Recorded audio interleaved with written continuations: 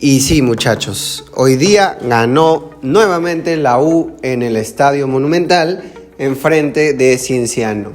El equipo de Javier Rabanal ha vuelto a conseguir 3 puntos de local, lo cual es siempre importante debido a que venimos de un empate con sabor amargo en Cusco y ahora sí ya hemos podido hacer la tarea, ganar los 3 puntos de local y con una buena actuación de muchas individualidades, pero sobre todo el colectivo. Ahora vamos a hablar un poco sobre todo lo que fue el partido, vamos a analizar algunos jugadores, vamos a analizar la propuesta que tuvo Cienciano, porque también es muy importante eso, que sobre todo en el primer tiempo Cienciano trató de competirle de tú a tú a la U a su forma, ¿no?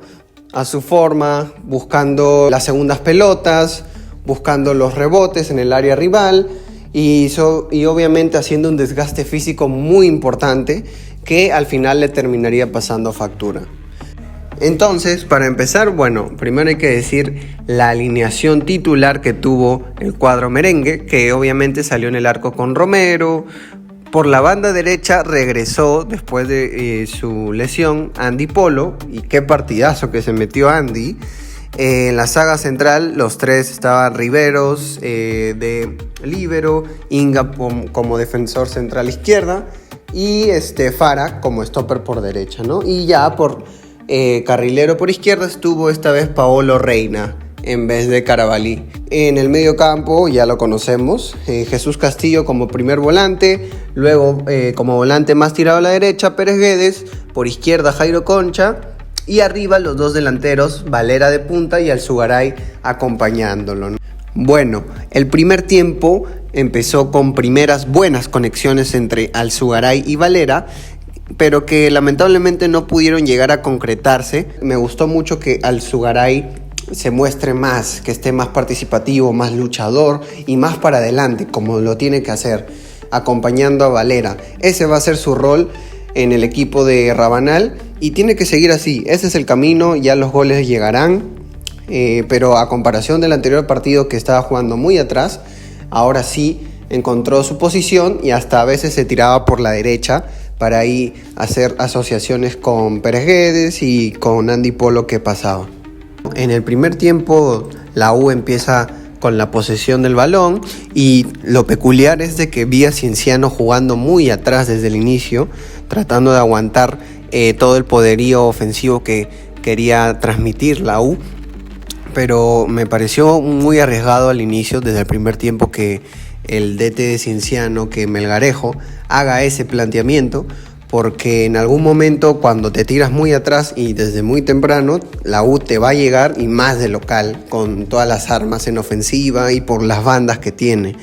Entonces, a pesar de ello, no solamente Horacio Melgarejo, el DT de Cienciano, buscó tirarse para atrás, sino que buscaba también, al momento de ir al área de la U, las segundas pelotas. Y es aquí donde el planteamiento de Cienciano, al menos durante un gran tramo del primer tiempo, estaba dando sus frutos, gracias a un buen nivel de Bandiera, unas buenas conexiones entre Neri Bandiera y Hover.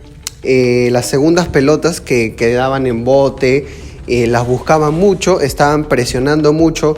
Poco a poco se fueron abriendo los defensas que estaban tan atrás de Cienciano. Poco a poco empezaron a adelantar un poco sus líneas, un poco, y así generar presión al medio campo de la U para que se sientan incómodos. Pero sin duda alguna, Neri Bandiera era el que más estaba generando estragos en este primer tiempo para la U, porque estaba muy movedizo. Y Hover también empezó a hacer de las suyas gracias a su precisión con el pase que estaba generando. A los 14 incluso llega la primera oportunidad clara de Cienciano, en el que Bandiera falla tras un gran pase de Hover. No puede conectar bien de lleno a la pelota y Romero termina agarrándola sin problemas, ¿no? Y a pesar de que la U intentaba tener más la pelota, Cienciano poco a poco llega al área rival en base a la segunda jugada, y la mejor llegada de la U recién llegaría a los 18 tras un centro de Polo y un cabezazo de Alzugaray, pero que termina saliendo desviado. Otro jugador que empezó a hacerse protagonista por momentos porque quedaba libre era Fara. Fara tuvo momentos de libertad en el que incluso empezó a subir para acompañar la banda derecha de Polo, en donde también se estaba tirando al Sugaray, y para así ser una opción más de pase o para generar alguna aproximación, ¿no? Algo también importante es que a los 31 Andy manda un centro medio remate, pero tira un efecto la pelota que incluso casi se mete al arco del guardameta del cuadro cusqueño. Y bueno, a los 34 Cienciano empieza a bajar la intensidad. Este planteamiento que estaba haciendo Melgarejo de ir a lo físico, aguantar los primeros minutos atrás y luego tratar de incomodar a los jugadores de la U, él empieza a pasar factura en cuanto al físico. Los jugadores de Cienciano se empiezan a cansar y se nota, porque ya no es que estaban tan intensos subiendo y bajando como empezaron a hacer, sino que la energía ya se les había gastado un poco, ya era casi el final del primer tiempo, y ahí es cuando la U aprovecha a meter la cuarta marcha para acelerar lo máximo que puedan. Entonces llegaría el primer remate directo al arco a los 35, en el que Jairo Concha se mete un golazo tras él mismo recuperar la pelota y la coloca al segundo palo. Golazo inatajable para Gonzalo Falcón. Y bueno, ya remata a los 40 de Cienciano de tiro libre de Hover, y Romero responde bien. Tuvo una buena respuesta cuando Riveros casi comete un blooper y Diego Romero realiza una buena salida al 42 al salir muy rápido. Ya en el tiempo complementario, la U siguió siendo el que tenía más dominio de balón, y la primera gran llegada fue a los 49 cuando Paolo Reina tira un centro que Pérez Guedes cabecea con potencia pero sin dirección. Luego Andy Polo termina haciendo una maniobra individual a los 54 en la que solo le faltó la definición. Después de amagar de buena forma, casi convierte el segundo tanto de la U si es que hubiera definido de forma óptima. Los merengues siguieron insistiendo y Javier Rabanal se dio cuenta de que si quería seguir manteniendo esta intensidad en la U, los cambios tenían que ser necesarios. Entonces, a los 59, Calcaterra, Carabalí y el debut de Secou Gassama entran para darle un aire fresco y un respiro a los cremas. Tras estos cambios, Jesús Castillo aparece y manda una pelota al espacio que la pica Carabalí y cabecea de buena forma, con potencia y con mucha fuerza, pero al final el arquero Falcón termina atajándolo, pero en el bote Alex Valera, bien ubicado como buen 9, queda para solamente empujar y meter el primer tanto de la U. De esta forma la U ya se ponía en ventaja con claridad, un 2-0, todo tranquilo, y ya el estadio se veía con más calma. Ya a los 78 Cienciano responde tras un tiro libre lejano en el que Hover remata directamente al arco de Romero, y aquí sería un mal accionar de Diego y su único error que ha tenido en el encuentro, porque al final termina metiendo prácticamente el gol solo. Termina cometiendo un error garrafal y no tiene una buena respuesta, en lo que desencadenaría el 2-1 final. Ya prácticamente en el descuento del partido, Concha vuelve a aparecer y le da un pase clave a Carabalí, que con la velocidad que tiene se pasa por todo el lado izquierdo y queda él, dos defensores de Cienciano, el arquero Falcón y Gassama, que acompañaba la jugada.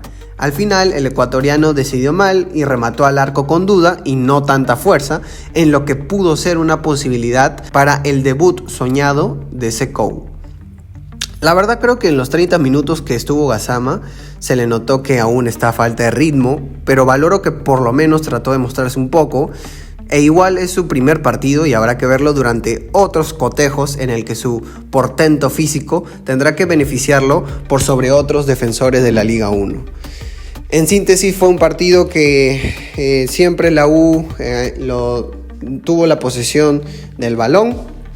Por momentos lo dominó claramente, tuvo muchas llegadas, cabezazos desviados de Alzugaray, de Pérez Guedes, y Cienciano fue interesante lo que planteó, sobre todo en el primer tiempo, más el físico no le dio, no podían resistir esa intensidad durante todo el tiempo, y más en el estadio de la U, que con la gente, que con el apoyo, que con las individualidades que tiene en el banco la U, refresca el campo y sigue manteniendo esa intensidad.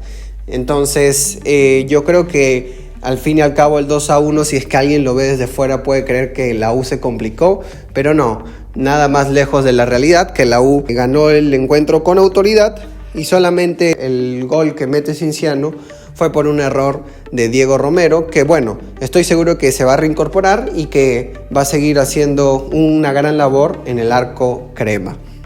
Y bueno, la próxima fecha vamos a jugar la jornada 4 contra Sporting Cristal a las 4 de la tarde, el sábado 21 en el Estadio Alberto Gallardo. Y evidentemente este es el primer gran partido de la temporada para Rabanal, para ver cómo lo plantea, cómo es que se le quiere enfrentar a un rival directo de la liga como lo es Sporting Cristal, y obviamente en condición de visita, ¿no? Vamos a ver cómo lo plantea el DT español y evidentemente la tarea es sacar los 3 puntos de visita a un rival directo para así seguir manteniéndonos en la punta a falta de los otros encuentros directos con Alianza Lima, Melgar y entre otros, ¿no? Y también sin saber si es que Alianza ganará o no. Aunque para este video ya probablemente se sepa si Alianza ganó o no, pero primero hay que enfocarnos en nosotros y no en los demás. Primero somos nosotros y eso es suficiente. Bueno, espero que les haya gustado el video y nada más, solamente que tengan un buen día, dejen su like, su comentario, suscríbanse y ya estamos hablando en un próximo video. Nos vemos.